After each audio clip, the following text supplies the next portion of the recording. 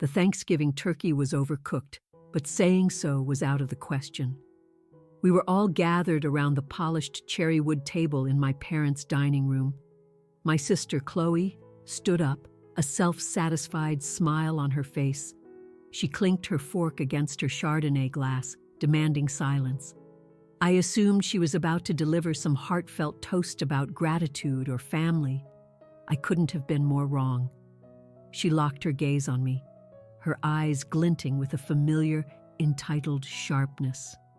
"If Olivia isn't planning on watching the 4 kids," she declared, her voice cutting through the chatter, "then she may as well not even show up for Christmas." I braced myself, waiting for someone to interject, to say, "Chloe, that's unfair," or "Olivia is our guest, not the help." I looked to my mother, hoping for a disapproving glance, or to my father for a stern word. Nothing. Instead, a wave of soft laughter rippled across the table. My brother Leo snorted. My parents exchanged amused, knowing smiles, hiding them behind their napkins. Even Chloe's husband, Mark, let out a condescending smirk. I just sat there, my body turning to ice. My hand clenched the starched napkin on my lap until my knuckles were white. In their eyes, I wasn't a daughter or a sister. I wasn't the woman who had just 2 days prior wired $18,000 to cover the extravagant mountain chalet we were all meant to enjoy. I was just the designated servant, and in that moment, surrounded by the very people who were supposed to cherish me, I had never felt more utterly invisible. Before we get into what happened next, please do me a quick favor and like this video, subscribe to the channel, and let me know in the comments where you're watching from today. I love seeing how far these stories travel. I left my parents' house without a proper farewell. I simply slipped away, grabbing my coat from the hook by the front door. In the kitchen, my mother was already animatedly debating with Chloe about who would be responsible for the Christmas dessert spread. In the living room, my father was cranking up the volume on the post-dinner football game. Not a single head turned. No one noticed the blood draining from my face or the tremor in my hands as I fumbled for my car keys. The November air outside was frigid and unforgiving, a stark contrast to the stifling atmosphere I just escaped. I unlocked my little hatchback, slid inside, and pulled the door shut with a thud. The sudden, profound silence in the car was a physical presence, pressing down on my chest and making it hard to breathe. I didn't turn the key. I just sat there, my hands strangling the steering wheel.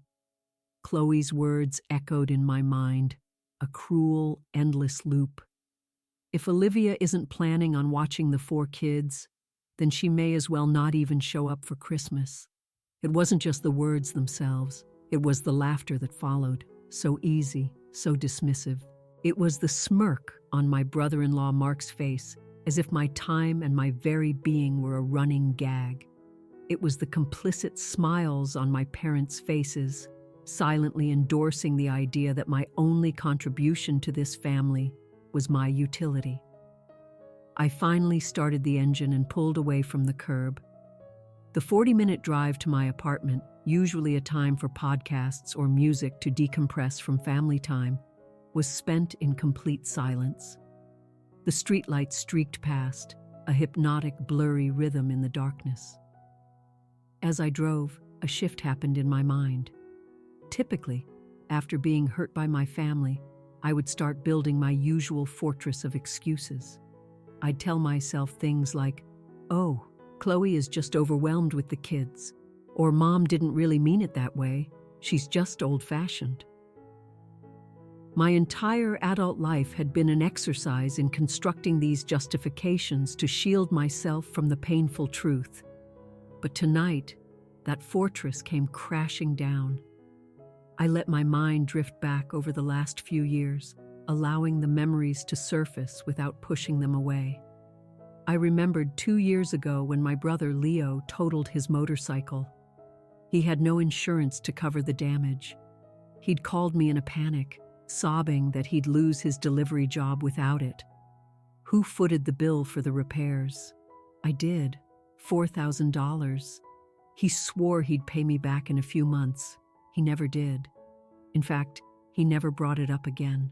The one time I gently broached the subject, my mother chided me for being ungenerous, reminding me that I had a stable career while he was still finding his way.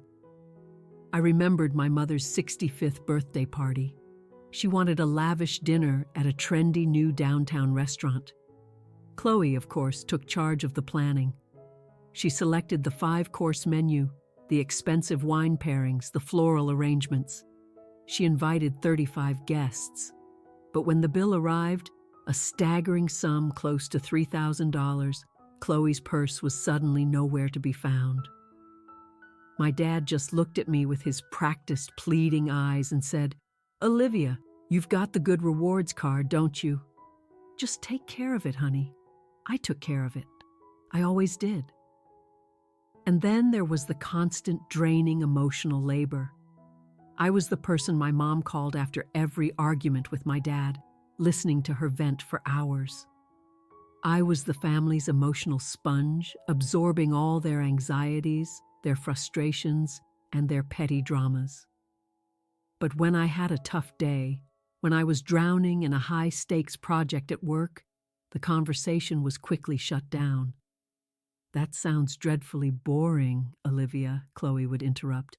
Or my mom would say, "Well, you choose to work so hard, that's a problem of your own making." I turned onto the highway, the road ahead mostly empty. A single hot, angry tear finally escaped and traced a path down my cheek. This Christmas trip to Vail was meant to be my grand gesture, a thank you for, well, I wasn't sure for what anymore. It was supposed to be a chance for us to connect. I'd spent months planning it. A luxury chalet, not just a rental, but a sprawling mountain home with 7 bedrooms, a private hot tub, a movie theater, and direct ski-in, ski-out access. I did the mental arithmetic as I drove. The chalet rental, including deposit and final payment, $11,000. The round-trip flights for all of them, Mom, Dad, Chloe, Mark, their 4 children, Leo, and myself, $4,500. The prepaid lift passes and premium ski equipment rentals, $2,500.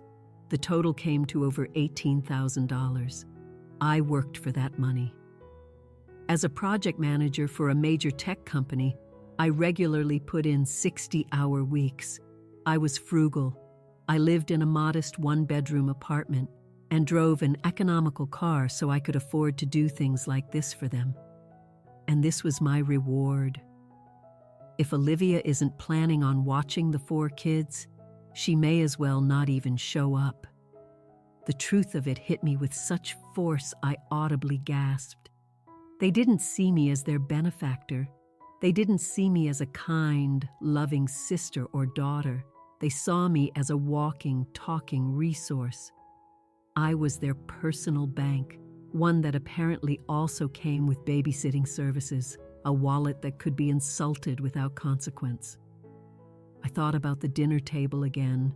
Chloe didn't just want me to be at Christmas. She wanted a free, on-call nanny. She envisioned herself sipping mulled wine by a roaring fire with Mark while I wrangled her children. She felt entitled to my unpaid labor. And because I was footing the entire bill for the trip, she likely assumed I'd be desperate to keep everyone happy, no matter the personal cost. She thought she held all the power. She thought I was cornered. I finally understood that my generosity was never interpreted as love. It was interpreted as an obligation. They believed they were entitled to my money. They believed they were entitled to my time. And because I never drew a line, they never had a reason to respect me. I pulled into the parking garage of my apartment building, switched off the engine, and once again sat in the enveloping darkness. My phone buzzed from my purse. I pulled it out. A notification from the family group chat. It was Chloe. Can't believe Olivia just up and left like that. So dramatic. Someone remind her to forward the flight confirmation emails again. Mark needs to add them to his work calendar. Then, my mom. I'll text her. She was probably just feeling tired from work. Then, Leo. Ask her if the chalet has an Xbox or if I should bring my own. I stared at the screen, my blood running cold. Not a single person asked if I was okay. Not a single person acknowledged Chloe's venomous comment. They just wanted the flight details. They just wanted to know about the video games. They were already proceeding as if nothing had happened, fully expecting me to fall back in line. They assumed I would wake up the next morning, apologize for being too sensitive, and obediently forward the itinerary. They assumed I would show up in Vail, plaster on a smile, buy the groceries, cook the meals, and watch the kids while they hit the slopes. Something fundamental shifted inside me. It wasn't just rage anymore. It was something colder, sharper. It was clarity.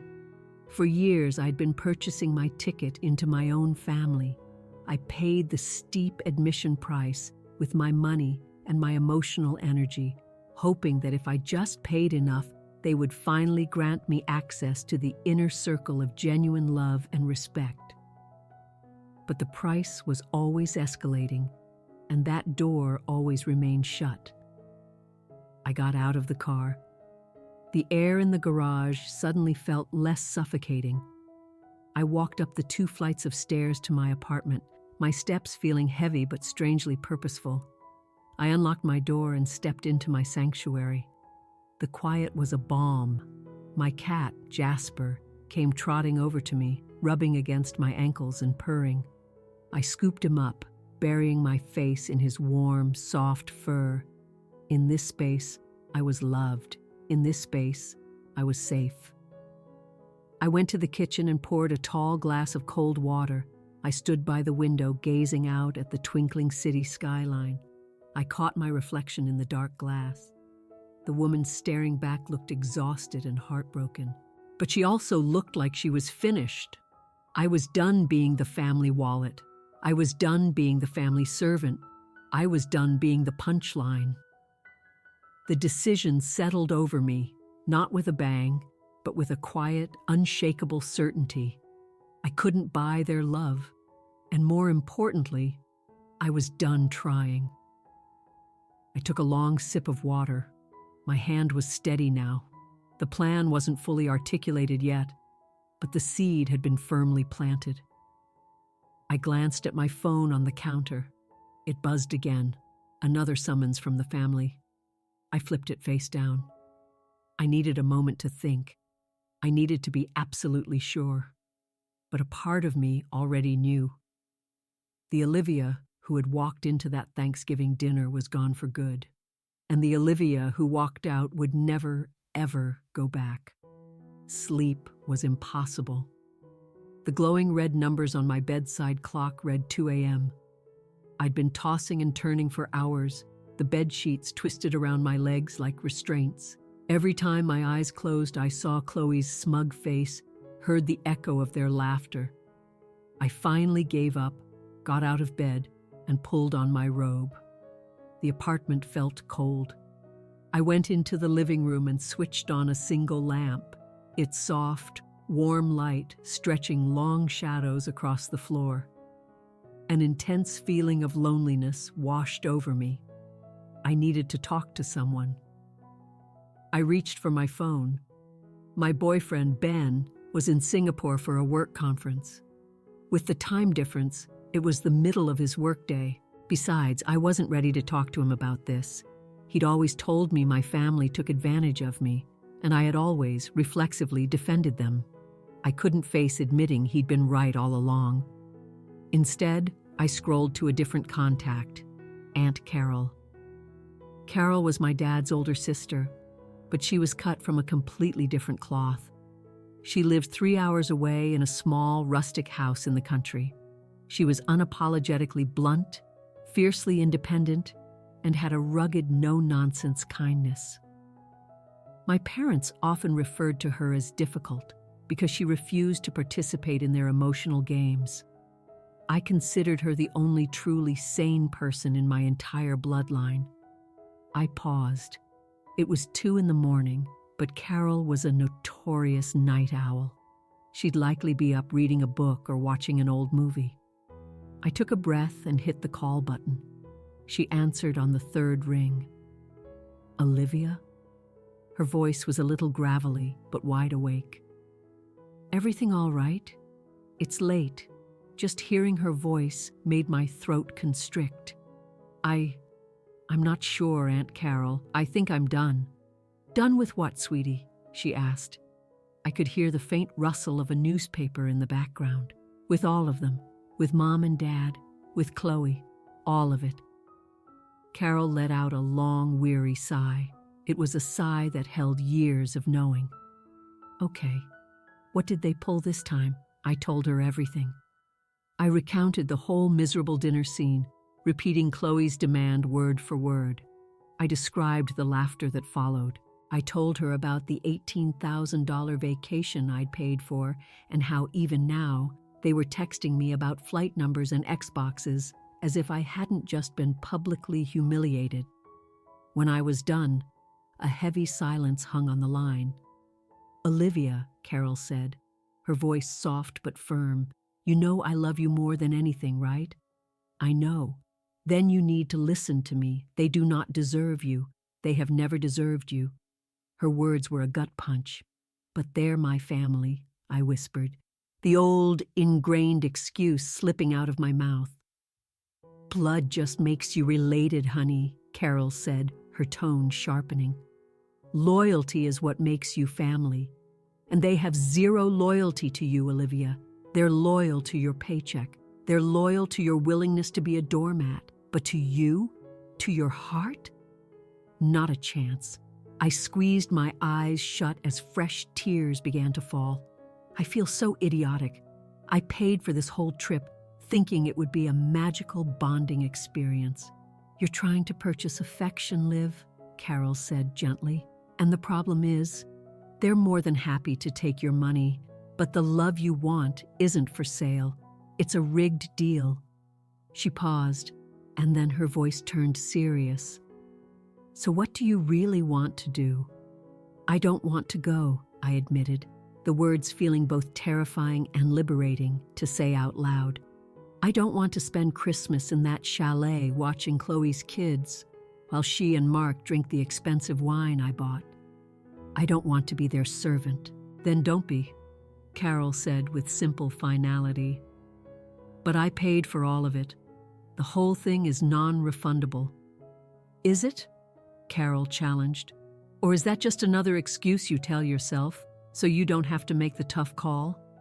I glanced across the room at my laptop, closed on the coffee table.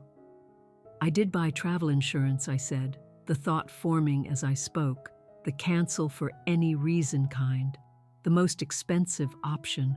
I bought it because I was worried one of the kids might get the flu or something. Well, Carol said dryly, sounds to me like you're the one who's sick and tired of being used. I let out a shaky breath.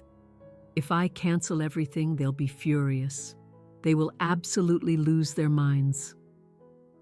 So let them, Carol said. You're 32 years old, Olivia. You're a smart, successful woman. You do not need their blessing to live your life. Just picture Christmas morning. Imagine it, waking up in peace, no screaming children, no mother criticizing what you're wearing, no Chloe ordering you around, just peace. Peace. The word resonated deep in my bones. You should come here, Carol offered. It's no mansion in Vale. The roof leaks a little, but I've got a warm fireplace. I make a mean spiced cider, and I swear to God, I will not let you pay for a single thing. A sob I hadn't realized I was holding back escaped my lips.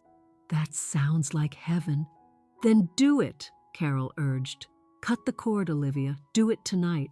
We said our goodbyes. I sat there for a long moment, clutching the phone to my chest. Carol's words had given me the one thing I was desperately missing: permission. I stood up and walked over to the coffee table. I opened my laptop. The bluish light of the screen illuminated the dark room. I went to the travel booking website and logged into my account. The reservation was right there: the Peterson family Christmas getaway. The itinerary was extensive: 8 round-trip flights, a booking for a massive luxury SUV, the premium chalet reservation, ski passes. My cursor trembled as it hovered over the Manage Booking button. My heart felt like it was trying to beat its way out of my chest. My palms were slick with sweat. If I clicked this, there was no turning back. This was the nuclear option. This was the end of my role as the good daughter. I thought of Chloe's smug expression. If Olivia isn't planning on watching the 4 kids. I thought of the sound of their laughter. My finger clicked the mouse. I started with the flights. Select all, cancel booking. A pop-up appeared. Are you sure you wish to proceed with this cancellation? I clicked yes. Next, the SUV rental. Cancel. Then, the main event, the chalet. I had to find the separate confirmation email from the luxury rental company. Because of the high value, cancellation required a phone call to a 24-hour service line. I dialed the number. A cheerful voice answered on the second ring. Summit Peak Luxury Stays. This is Jessica speaking. How may I assist you? Hi, Jessica, I said, my voice surprisingly firm. My name is Olivia Peterson. I'm calling about reservations starting December 21st. The confirmation is OP5-2-2. One moment, Jessica said. Ah, yes, I see it. The Aspen Grove Manor, a stunning property. What can I do for you tonight? I need to cancel the entire reservation. There was a brief pause. Oh, okay. I see you did purchase our platinum insurance waiver, so you are entitled to a full 100% refund minus the processing fee. Are you certain? We are completely booked for the holiday season, so rebooking won't be an option. I'm certain, I said. Cancel everything. It is done, Jessica confirmed. You'll see that refund reflected in your account within 3 to 5 business days. Thank you. I hung up. It was over. $18,000 was on its way back to my bank account. The trip was officially erased. I leaned back against the sofa. I'd expected a wave of panic or a tidal wave of guilt. Instead, I felt light. I felt like I could finally take a full, deep breath for the first time in years. I picked up my phone again. The group chat was still open. The last message was from my dad. Make sure the rental SUV has all-wheel drive, Olivia. The mountains can be tricky. I opened the keyboard. I had no interest in writing an emotional essay they wouldn't read anyway. I needed to be concise. I needed to speak the only language they truly understood. I typed a single sentence. Cool. Then my $18,000 isn't showing up for Christmas either. I stared at the words. They were sharp. They were true. I hit send. Then, before the inevitable storm could begin, I did one more thing. I went back to the travel website, took a screenshot of the itinerary with the huge red canceled stamp next to the flights and the chalet, and I posted it directly into the chat. Then I switched my phone to Do Not Disturb, turned off the ringer, and shut my laptop. I walked back to my bedroom. The apartment was still dark, but it no longer felt lonely. It felt like it was mine. I slipped into bed and pulled the covers up to my chin. For the first time all night, my mind was blissfully quiet. I closed my eyes and sank into a heavy, dreamless sleep. I woke the next morning to an insistent buzzing noise, like a trapped hornet. Psst, psst, psst. It was my phone, vibrating so violently against the wood of my nightstand that it was scooting toward the edge. I blinked my eyes open and stared at the ceiling for a moment. Soft gray morning light filtered through the blinds. For a split second, I had no memory of what I'd done. I just felt the simple comfort of my bed, the lingering grogginess of sleep, and then it all came rushing back. The group chat, the cancellations, the screenshot. My stomach plunged as if I were on a roller coaster cresting its first big drop. I sat up and looked at the phone. The screen was a galaxy of notifications. 52 unread messages, 14 missed calls. I took a fortifying breath, picked up the device, and unlocked it. I went straight to the family chat. It was a digital battlefield. Chloe, 1:18 a.m. Is this some kind of sick joke? Olivia, this is not funny. Chloe, 1:23 a.m. I just tried the reservation number on the website. It says canceled. What is actually wrong with you? Mark, 7:20 a.m. Olivia, we already put in for our vacation time at work. You can't just pull the plug on this. Mom, 6:05 a.m. Olivia Marie Peterson, you will pick up your phone this instant. Your father is having heart palpitations from the stress of this. How could you be so utterly cruel? Leo, 6:50 a.m. Whoa. Not cool, sis. I already bought a new snowboard. Chloe, 7:35 a.m. You are single-handedly ruining Christmas for my children. Do you have any idea what I'm supposed to tell them when they wake up? That their aunt stole their vacation? You are a selfish, sick person. I read through the messages twice. My hands were shaking, but it wasn't from fear. It was from the sheer shock of their response. I noted what was conspicuously absent. Not a single person had asked, "Why are you so upset?" No one said, "We're so sorry about what happened at dinner." Not one message said, "We love you. Let's figure this out." It was all about the vacation. It was about the reservation number, the time off from work, the new snowboard. They were furious because their cash machine had suddenly gone out of order. I put the phone down and walked into my kitchen. I needed coffee. I needed the grounding ritual of a normal morning. As the coffee maker gurgled to life, filling my small apartment with its rich aroma, I fed Jasper. I watched my cat happily munching on his breakfast. He didn't care about luxury chalets or plane tickets. He just wanted his food. It was a simple, comforting reminder that the world hadn't actually stopped spinning. My phone began to ring. The screen displayed Dad. I stared at it. The old Olivia would have answered on the first ring, voice already thick with apology, ready to fix everything. Today, I just let it ring until it went to voicemail. It immediately started ringing again. I knew if I continued to ignore them, they might just show up at my door. They had a spare key, a note to self, change the locks. But for now, I had to head them off. I swiped my finger across the screen. "Hello, Olivia." My father's voice was a cannon blast in my ear. He was not, in fact, having heart palpitations. He was livid. "What in God's name do you think you're doing? Your mother is a wreck. Dad, did you hear what Chloe said to me at Thanksgiving? Did you see everyone laughing at me?" "Oh, for heaven's sake, stop being so dramatic," he snapped. "It was a joke. You're far too sensitive. You always have been. Now, I need you to call that travel agency back right now. Tell them you made a mistake. Tell them you hit the wrong button. You get that reservation reinstated." "I can't," I said simply. "It's already gone, Dad. The money is being refunded to my account as we speak." "Then book something else," he roared. "Fix this, Olivia. You made a commitment to this family.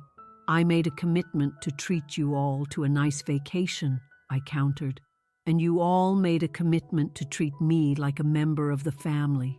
You broke your end of the bargain, so I broke mine."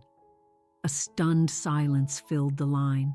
I had never, ever spoken to him that way. "If you don't fix this," my father said, his voice dropping to a low, menacing growl. "Then don't you dare bother showing your face around here again. We don't want someone who actively sabotages her own family." "Okay," I said. "Okay? That's all you have to say to me?" "Yes, okay. Goodbye, Dad." I hung up. My heart was a drum solo in my ears. I felt a wave of nausea and slid down to the floor of my kitchen, hugging my knees to my chest. I'd actually done it. I had stood up to him. The phone buzzed incessantly with a fresh onslaught of texts. "Chloe, I hope you're happy. My kids are crying. You're a monster. Mom, I raised you to be better than this. After all we've done for you." I sat there on the cold tile for nearly an hour, just focusing on my breathing. The guilt was a thick, suffocating oil slick, trying to coat everything. Maybe I am a monster, I thought. Maybe I really did ruin Christmas. But then I thought about the money, $18,000. I thought about the sheer effort I had put in to earn it, the late nights, the canceled plans with friends, the immense pressure. And then I pictured Chloe, glass of wine in hand, mocking me. The guilt began to recede, washed away by that cold, hard clarity again. Around noon, the barrage of messages slowed to a trickle. They were realizing I wasn't going to cave.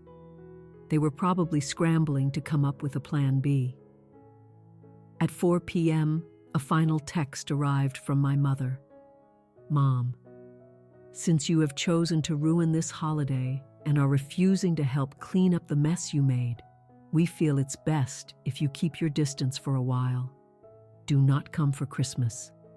We need time to heal from your betrayal." I stared at that word, betrayal. They were calling it betrayal because I had stopped allowing them to use me. I typed back a single word, understood. I put the phone down. The apartment was finally silent. I looked around my living room. I hadn't put up any Christmas decorations.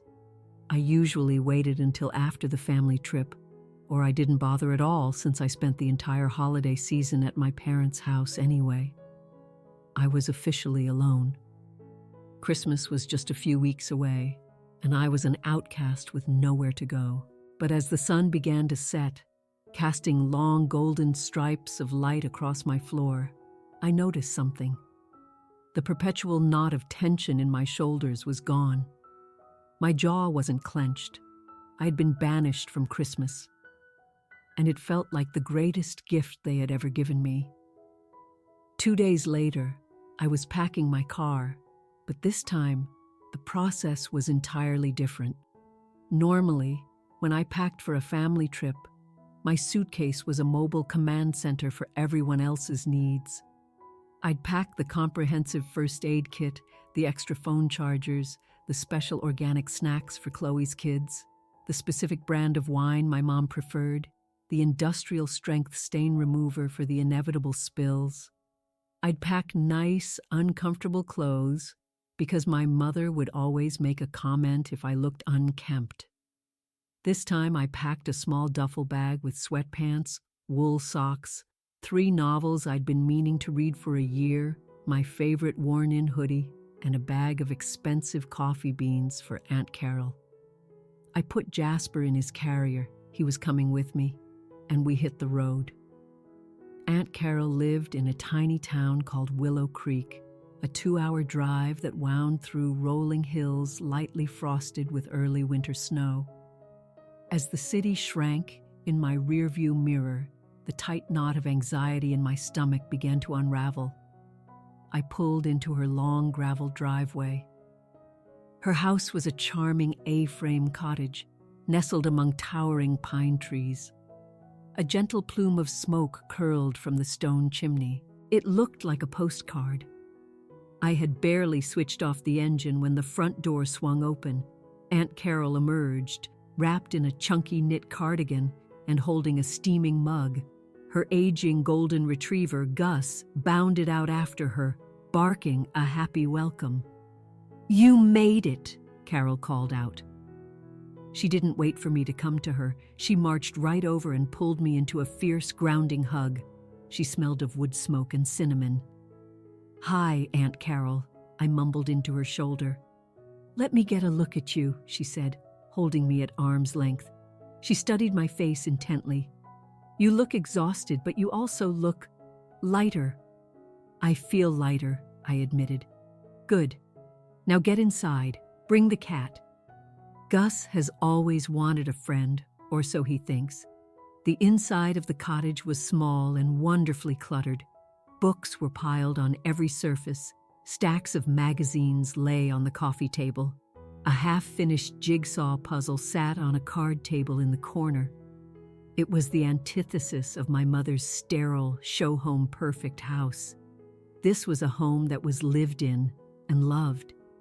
And the smell, it was incredible. Pine, cinnamon, and something savory. "I'm baking some rosemary bread," Carol said, noticing me inhaling deeply. "And there's a big pot of chili on the stove. You hungry?" "Starving," I said, realizing it was true. I hadn't had a proper meal in days. We spent that first evening just sitting by the crackling fire. I recounted the phone calls and showed her the barrage of texts. "The textbook," she said.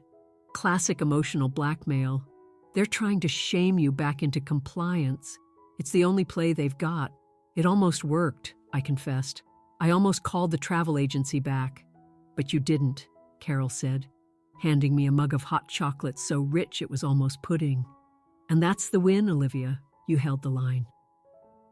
The days leading up to Christmas drifted by in a haze of tranquility. At my parents' house, the pre-Christmas period was a frantic, high-stress military operation. Wake up at dawn, deep clean the house, prep food for days, wrap dozens of gifts, change into a festive outfit.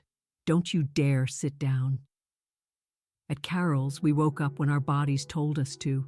I often slept until 9 or 10. I'd wander into the kitchen in my pajamas to find Carol already there, reading the paper. "Coffee?" she'd ask. "Please." One afternoon, I felt the old programming kick in. I saw a pile of dishes in the sink and immediately started washing them, scrubbing with a frantic energy, trying to justify my existence there. Carol walked in and saw me. She gently took the sponge from my hand. "Olivia," she said softly, "stop." "I'm just helping," I said, a flicker of panic rising in me. "I want to earn my keep." "You don't have to earn your seat at my table," Carol said firmly. "You are my niece. You are my guest. If you feel like washing dishes because you enjoy it, feel free. But you are not to do it because you think my affection for you is conditional." I just stood there, my hands dripping soapy water onto the floor, and I started to cry. It was such a simple, profound kindness, and it completely undid me. "Okay," I whispered. "Go sit down," she said, her voice softening. "Read your book. I'll get to these later." Christmas morning was the most surreal part of all. I woke up to the gentle sound of silence. No screaming children, no Chloe yelling at Mark to find the camera, no mother clanging pots and pans in a passive-aggressive frenzy. I walked out into the living room. The Christmas tree was small and adorned with a charmingly mismatched collection of ornaments Carol had gathered over 4 decades. It was the most beautiful tree I'd ever seen. We ate cinnamon rolls and bacon for breakfast, still in our pajamas. We exchanged our simple gifts. I'd given her the coffee and a soft cashmere scarf. She gave me a hand-knitted afghan and a small framed photograph of me as a little girl, maybe 5 years old, laughing in a field of wildflowers. "I found this in an old photo album," she said. "Look at that smile. That's the real you, Olivia. I wanted you to remember her." We spent the rest of the day watching classic black and white movies and eating chili. It was quiet. It was simple. And for the first time in my adult life, I didn't feel lonely on Christmas. I felt whole. Around 4 o'clock, my phone buzzed. I'd kept it on silent, but I saw the screen light up. It was a FaceTime request from my cousin, Maya. Maya was Carol's daughter, a 22-year-old college student. I knew she'd been roped into my family's replacement trip because Chloe needed help with the kids, and Maya, being a broke student, needed the cash. My mother was paying her a pittance to be the mother's helper. I looked at Carol. "Answer it," she said, a mischievous grin spreading across her face. "Let's see how the other half lives." I swiped to accept the call. The video feed was shaky and chaotic. Maya's face, looking haggard, filled the screen. Her hair was a frizzy mess, and there was a smudge of what looked like chocolate on her cheek. In the background, I could hear a child screaming. "Olivia," Maya whispered, glancing over her shoulder nervously. "Oh my God, you are a legend, a literal genius." "Maya," I asked, confused. "Where are you?" She flipped the camera around. They were not in a luxury ski chalet. They were in what looked like a rundown motel room with dark, wood-paneled walls straight out of the 1970s. Suitcases had exploded all over the limited floor space. "They couldn't find anything last minute," Maya whispered, turning the camera back to her face. Everything in Vail was booked solid. We had to drive 3 hours away to this depressing little town. They're all crammed into 2 adjoining motel rooms, 8 people, 2 rooms. A bubble of laughter escaped my throat. "2 rooms? It's a total disaster," Maya said. "The heater in your parents' room is broken. Chloe is currently screaming at Mark because he forgot to pack the kids' iPads. And Leo... Wait, you have to see this." She angled the phone towards the grimy window. Outside, in the motel parking lot, I could see my brother Leo attempting to cook a whole turkey on a tiny rusted hibachi grill. Black smoke was billowing everywhere. It looked less like he was grilling it and more like he was setting it on fire. "Is that Christmas dinner?" I asked, incredulous. "Yup," Maya said. "The kitchenette in the room doesn't have an oven big enough for the bird, so Leo is smoking it in the literal sense." In the background, I heard Chloe's shrill voice cry out, "Maya, where are you? The baby needs a diaper change." Maya's eyes widened in panic. "Gotta go. It's a total meltdown here. It's like Lord of the Flies, but with really cheap wine. I wish I was with you guys." "Hang in there, Maya," I said, trying to stifle my laughter. "You're a legend," she whispered back. "Merry Christmas." The screen went black. I looked up at Aunt Carol. She was laughing so hard she had tears streaming down her face. "2 rooms," Carol wheezed, clutching her side. "A motel." I started laughing too. It began as a chuckle, then grew into a full-blown, cathartic belly laugh. I laughed until my ribs ached and I was gasping for breath. It wasn't that I wished them physical harm, but seeing them stripped of the luxury they felt so entitled to, seeing them forced to actually deal with each other without the buffer of my money and my labor, it was poetic justice. "They're finally having to deal with it," I said, catching my breath. "Deal with what?" Carol asked. "Reality," I said. "Reality without me holding it all together for them." I took a sip of my hot chocolate. The fire crackled. Jasper was curled up asleep on the new blanket Carol had given me. I was safe. I was warm. I was free. I had no idea what would happen after the holiday, whether they would ever forgive me, or if I even wanted them to. But as I looked around that cozy, cluttered, beautiful cottage, I knew one thing with absolute certainty. I wasn't the victim in this story anymore. I was just Olivia. And for the first time, that felt like more than enough. The day after Christmas, Boxing Day, is traditionally a day of exhaustion in my family. It's the day everyone is hungover, irritable, and picking fights over who has to clean up the mountain of wrapping paper. At Aunt Carol's house, it was just another peaceful morning. Snow fell in fat, lazy flakes outside, blanketing the pine trees in a fresh coat of white.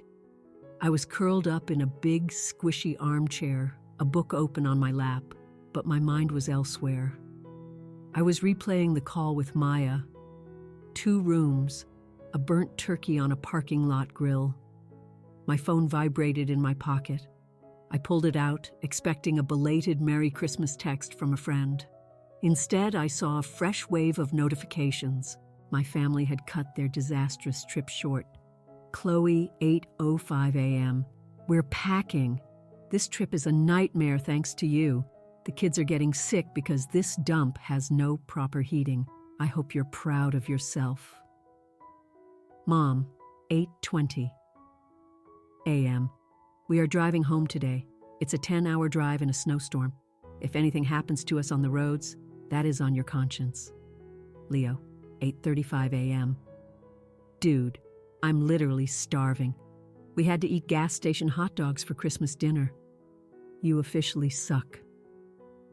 I read the messages out loud to Aunt Carol, who was at the kitchen table calmly doing a crossword puzzle. Gas station hot dogs, Carol mused without looking up. Build's character. They're blaming me for the motel's heating system, I said, gesturing at my mom's text. And the weather, and the food. Of course they are, Carol said, filling in a word with a decisive stroke of her pen. They can't blame themselves, Olivia. That would require an ounce of self-awareness. It's far easier to paint you as the villain. If you're the villain, they get to be the martyrs. And oh, how they love playing the martyr. I looked out the window at the falling snow. A few days ago, those texts would have sent me into a tailspin of guilt and anxiety. I would have been frantically looking up road conditions or trying to order a pizza to their motel from 3 states away. I would have been trying to fix their problems. But now, I just felt a deep, bone-weary tiredness.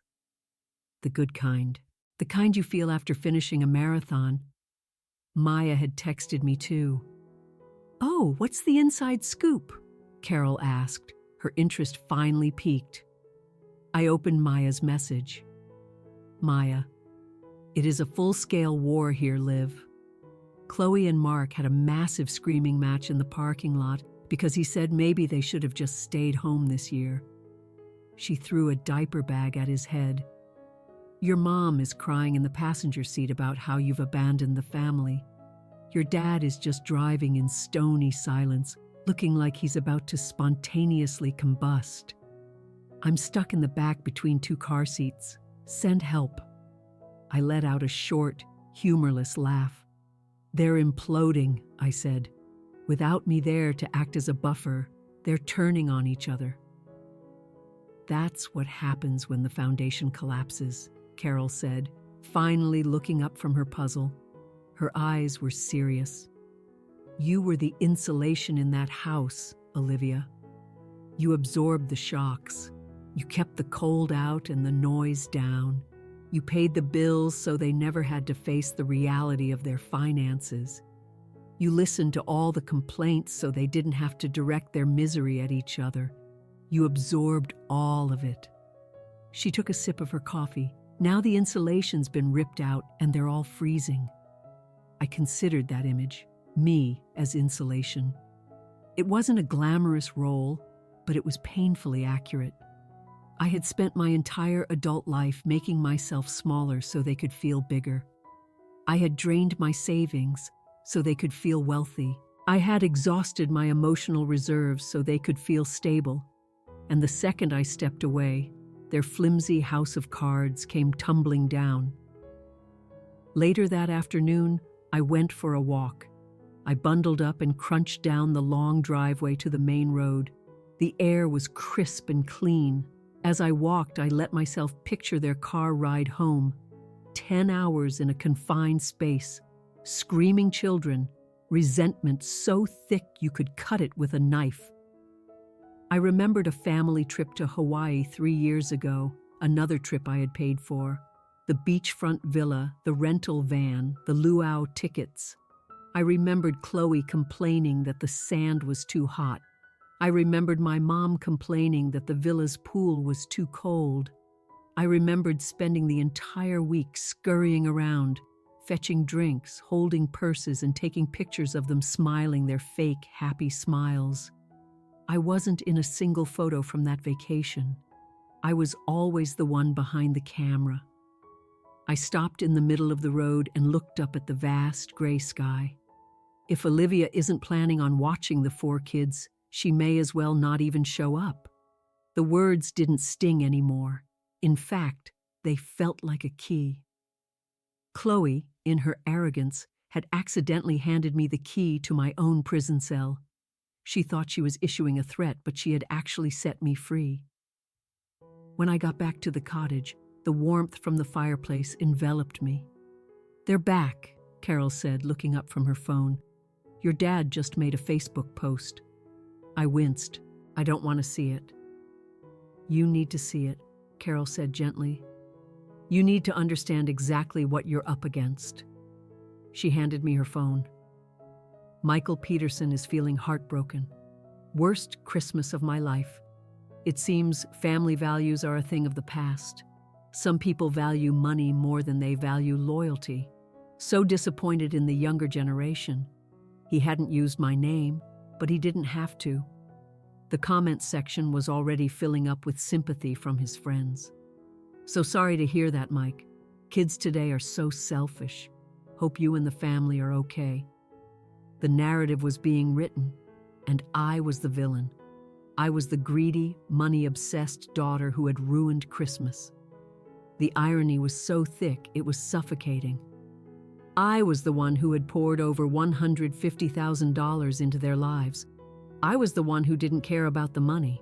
I cared about them. They were the ones who only valued what I could buy for them. "He's controlling the story," I said, handing the phone back. "He's making sure everyone sees me as the bad guy before I can say a word." "Let him post," Carol said with a shrug.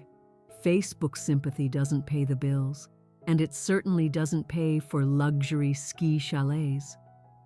She stood up and walked to a small antique desk in the corner. She opened a drawer and pulled out a thick manila envelope. "I was going to wait to give you this," she said, "but since they're back in town and already on the offensive, I think you're ready for it now." She placed the envelope on the coffee table in front of me. It looked heavy. "What is this?" I asked. "This," Carol said, sitting across from me, "is the truth. It's the difference between their story and reality." I looked at the envelope. My name, Olivia, was written on the front in Carol's elegant cursive. "Open it." I reached for the envelope. The paper felt thick and important. I undid the clasp and slid the contents onto the table. It was a stack of papers, meticulously organized. It was a spreadsheet. It was color-coded. It was detailed. It was horrifying. At the top, in bold letters, it read, "Financial contributions of Olivia Peterson to the Peterson family, 2019 to 2024. I looked up at Aunt Carol, stunned. How did you do this?" "You talk to me, Liv," Carol said softly. "For 5 years, you've called me every time you've had to bail them out of something. You've vented, you've cried. And being the retired forensic accountant that I am, I took notes." I looked back at the spreadsheet. My eyes scanned the rows. It was a chronological catalog of every single time I had opened my wallet for them. March 2019. Down payment on Leo's motorcycle, $4,000. April 2019. Mother's emergency dental surgery, copay, $2,800. June 2020. Chloe's baby shower for her 3rd child, venue rental and catering, $4,200. September 2020. Family vacation to Hawaii, flights and villa, $11,500. December 2020. Christmas gifts for entire family and dinner expenses, $2,000. The list went on for 4 pages. It wasn't just the huge expenses. It was the 1,000 tiny cuts that had bled me dry. August 2021.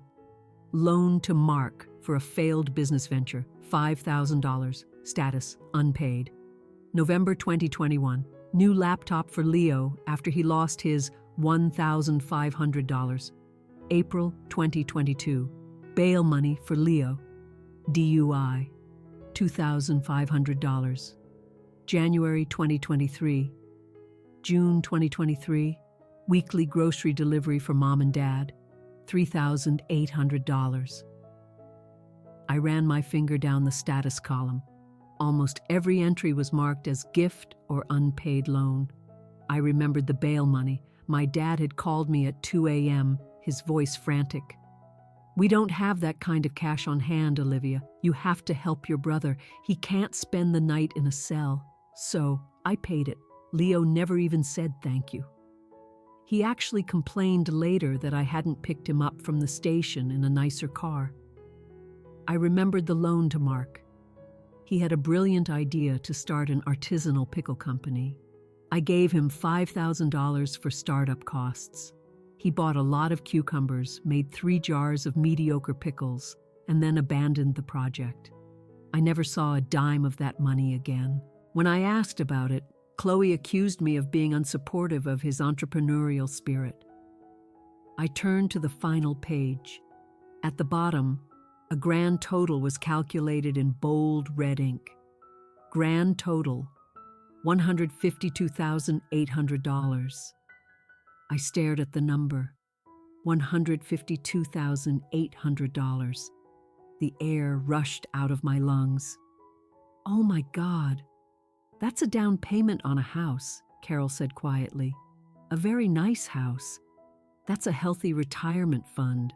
That's a trip around the world, multiple times." She leaned forward, her gaze intense. "That, Olivia, is the price you have paid for a seat at their table. And look at how they treat you." I felt physically ill. Seeing it all laid out, stripped of emotion and excuses, was a brutal awakening. This wasn't generosity. It was a systematic, long-term exploitation. "I knew it was a lot," I whispered, "but I had no idea it was this much." "Denial is a hell of a drug," Carol said. "You didn't want to know. Because if you knew, you'd have to do something about it.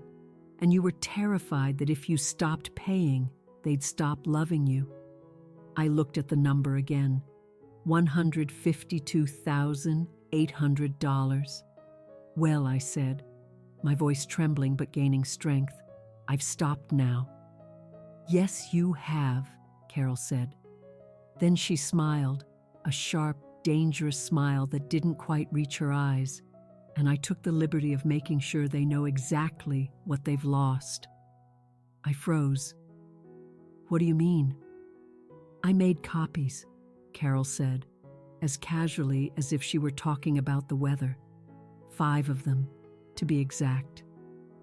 My heart hammered against my ribs. "Carol, what did you do?" "I mailed them," she said. "Priority mail. With tracking.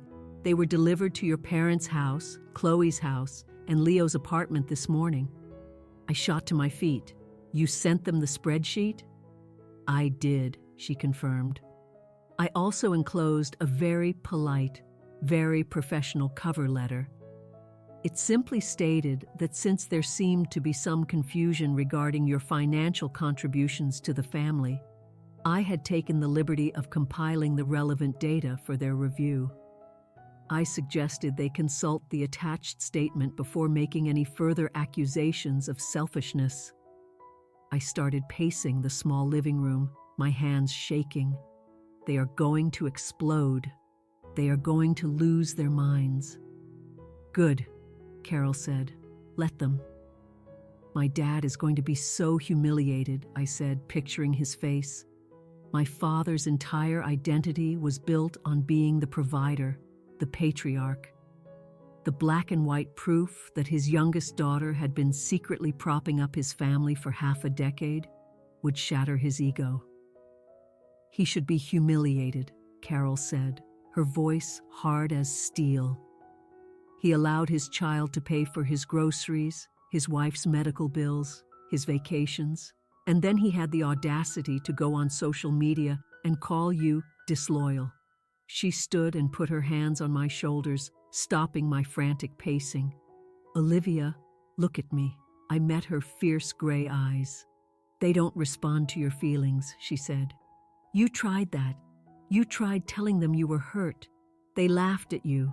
People like that, narcissists, users, they don't speak the language of emotion. They only understand the language of consequences, of leverage." She pointed to the spreadsheet on the table. "That is leverage. That number is a fact. You can't gaslight a receipt. You can't manipulate a balance sheet. For the first time in your life, you are not just their sensitive, emotional daughter. You are their creditor." I looked back at the papers. She was right. For years, every argument had been a vague, murky battle of feelings versus obligations. "You're too sensitive. Family helps family. We do so much for you, but you couldn't argue with a spreadsheet." I slowly sat back down. My hand traced the line item. December 2024, Vail trip cancellation refund, plus $18,000. "I'm the creditor," I repeated, the words tasting strange and powerful in my mouth. "Exactly," Carol said, "and the bank is officially closed." My phone buzzed, then it buzzed again. Then it began a long, sustained vibration, a chorus of incoming calls. I glanced at the screen. Chloe, Dad, Mom, Leo, Mark. It was a synchronized digital assault. I looked at Carol. She simply raised an eyebrow. "The Eagles have landed." I picked up the phone, not to answer, but just to watch the names flash across the screen. Normally, seeing their names would trigger a Pavlovian wave of guilt. But this time, with the spreadsheet lying next to the phone, I felt nothing but a cold, hard sense of justification. A text from Chloe popped up. The tone was no longer angry, it was pure panic. "Chloe, Olivia, we just got a package from Aunt Carol. Is this real? Did you actually spend this much on us?" Then, a text from Mark. "Mark, wait, you paid for my business loan?" Chloe told me she got that money from her inheritance. I had no idea. My eyes widened. "Chloe lied to Mark," I said to Carol. "She told him the money for his business came from her."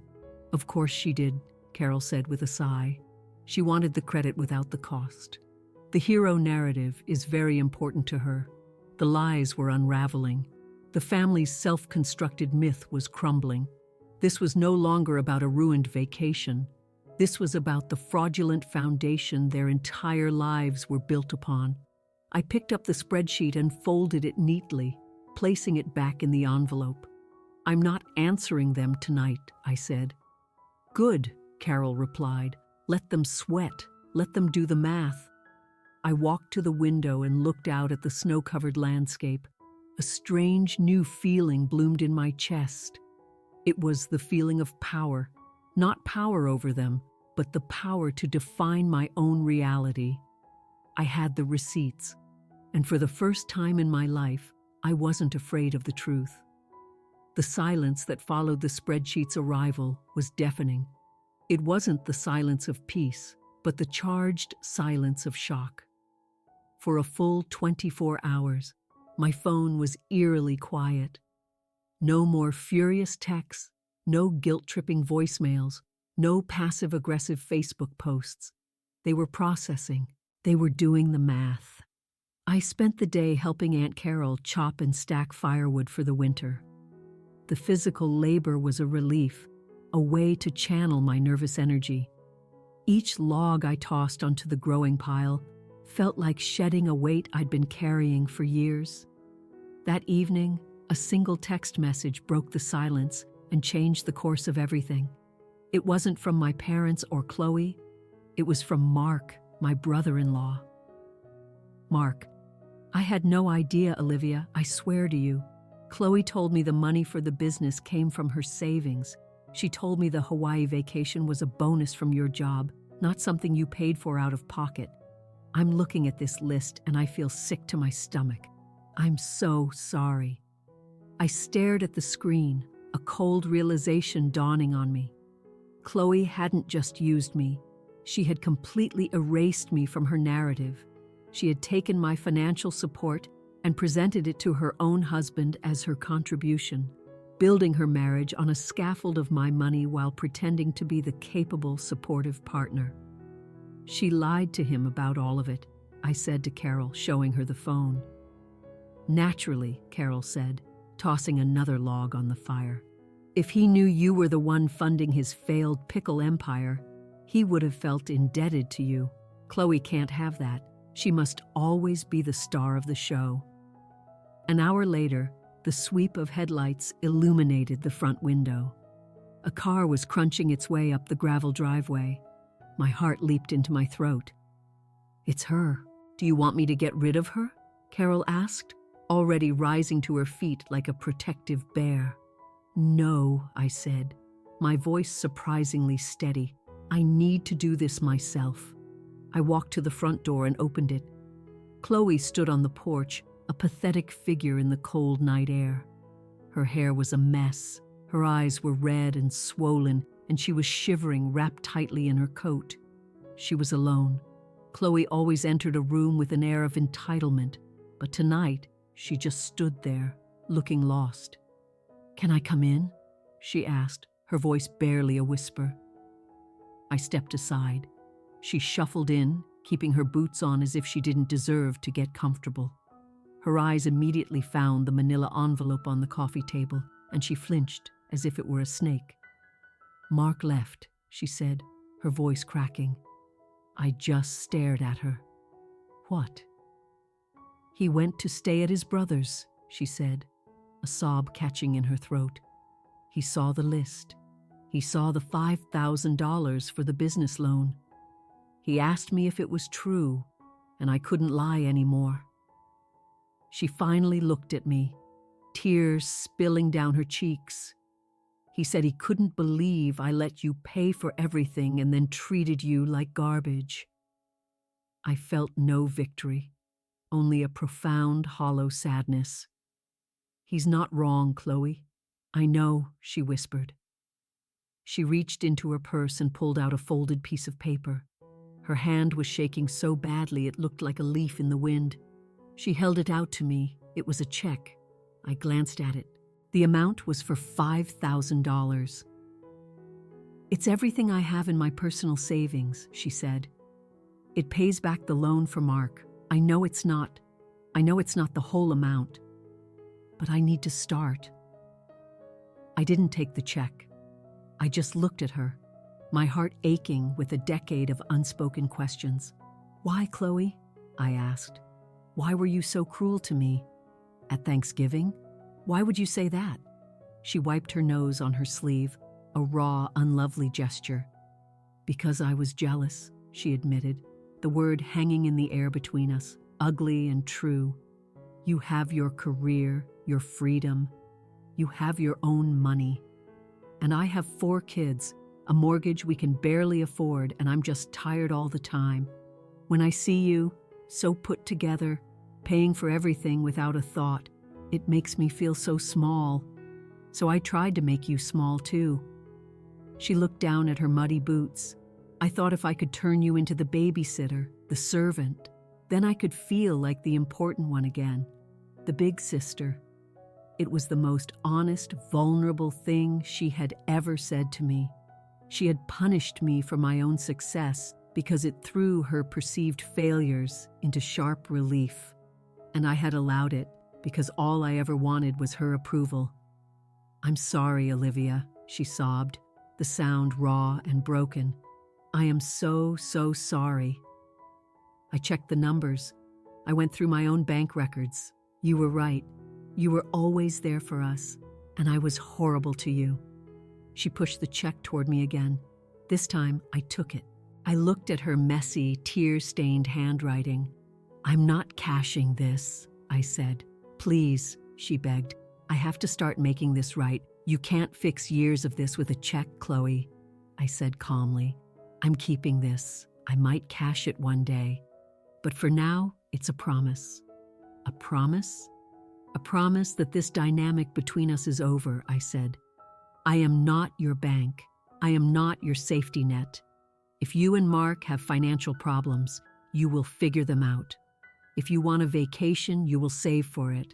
I am your sister, not your sponsor." She nodded, fresh tears streaming down her face. "I understand. Go home, Chloe," I said, my voice softening. "Go talk to your husband. Don't worry about me." She turned to leave, but paused at the door. "You looked really beautiful at Thanksgiving," she whispered. "I should have told you that." And then she was gone, disappearing into the dark. I closed the door and leaned my forehead against the cool wood. I felt utterly drained, but the tight, painful knot that had lived in my chest for as long as I could remember was finally gone. The next morning, the sky was a brilliant, cloudless blue. The snow on the trees glittered in the sun. It was a beautiful day, but a nervous energy filled the cottage. Chloe had come. That meant my parents would be next. They arrived just after noon, and they called first, asking if it was a good time to stop by. That alone was a tectonic shift. My parents never asked. They announced their presence. When their car pulled up, Aunt Carol made a quiet exit. "I'll be in the potting shed," she said, giving my arm a supportive squeeze. "You need to face this part alone." I watched them walk up the path. They looked smaller, older.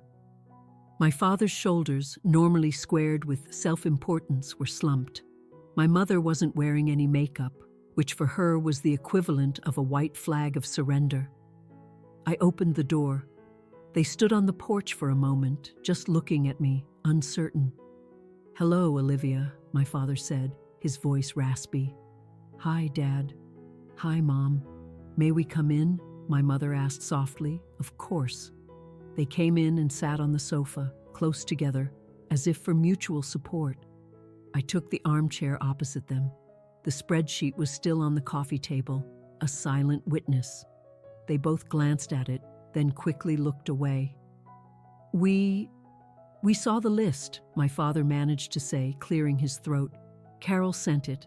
"I know," I said. "I just didn't realize." My mother began, her voice trembling. "I mean, I knew you helped out, but I didn't know it was everything." "It was everything, Mom," I said, my voice quiet but firm.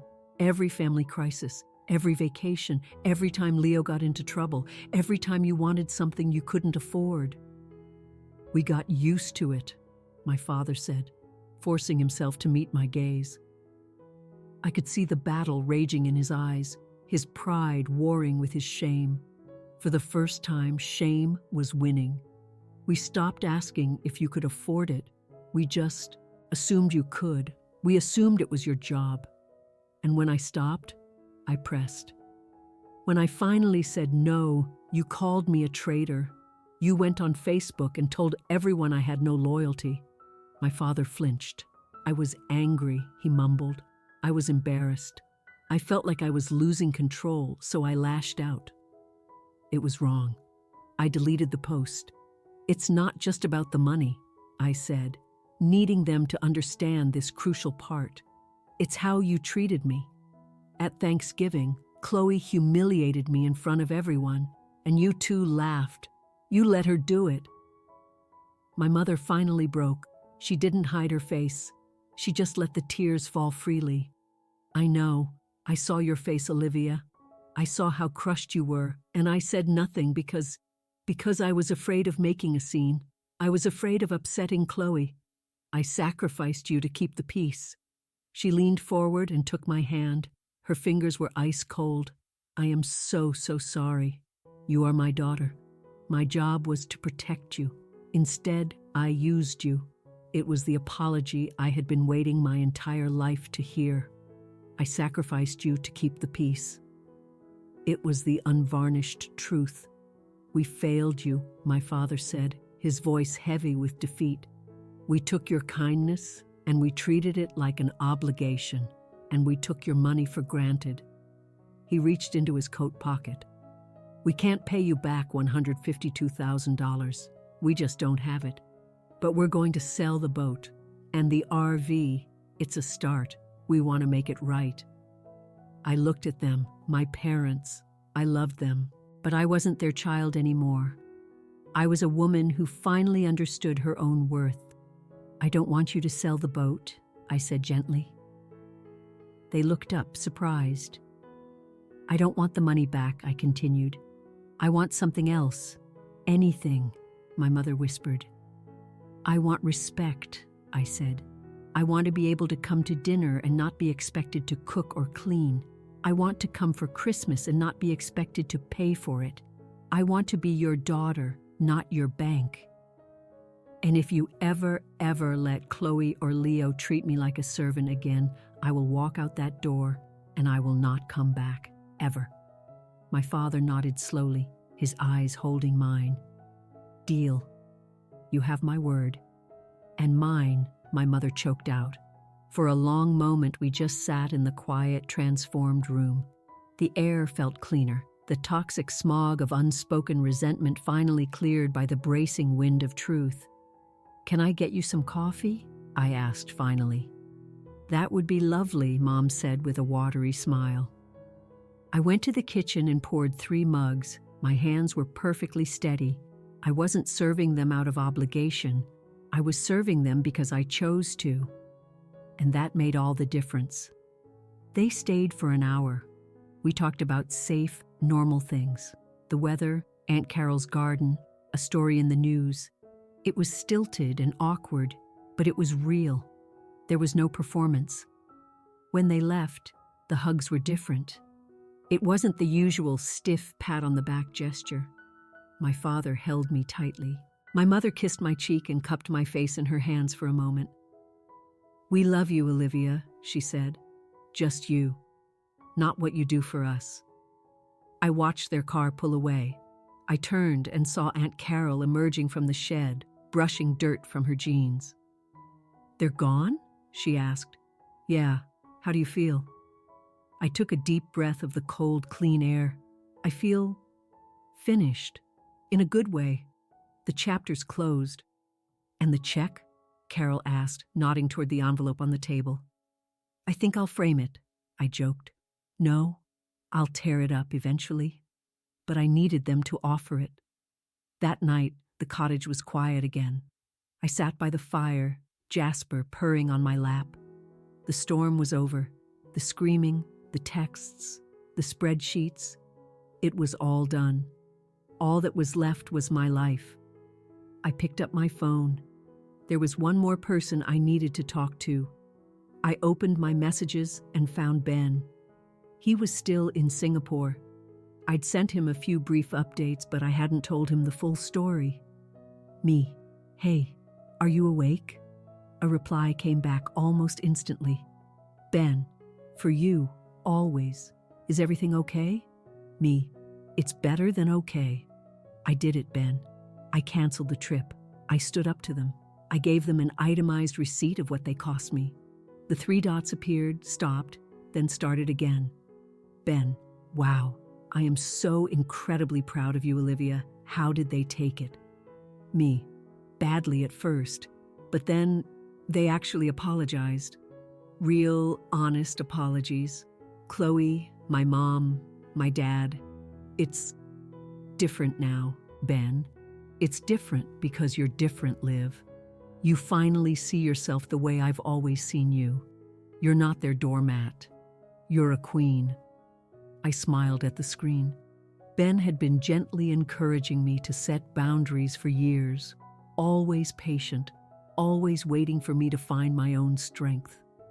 Me, I think I'm going to stay at my aunt's for a few more days to decompress. But when you get back, let's go on a trip. Just the 2 of us. Somewhere quiet, somewhere we can just be. Ben, I'd go anywhere with you, even a rundown motel with a broken heater. I laughed out loud. Me. Too soon. I put the phone down and looked around the room as the fire burned down to glowing embers. For so long, I had defined my worth by how much I could give away. My value was measured in dollars and favors and silent endurance. I thought that if I ever said no, my world would end. But I had said no. And my world hadn't ended. In fact, it was just beginning. I wasn't the girl who paid for love anymore. I wasn't the sister who cleaned up every mess. I wasn't the daughter who sacrificed her soul to keep the peace. I picked up the spreadsheet from the table one last time and walked over to the fireplace. I didn't need the proof anymore. I knew the truth in my bones. I tossed the papers onto the embers, the edges curled and blackened. Then, with a soft whoosh, the flames ignited. The color-coded columns, the dates of betrayals, the grand total of my exploitation, it all flared up in a bright, hot light. I watched until it was nothing more than fine gray ash. Then I turned off the lamp, scooped up my cat, and went to bed. I had lost $152,800. I had lost the illusion of a perfect family. But as I closed my eyes, I knew I was richer than I had ever been. I had found myself.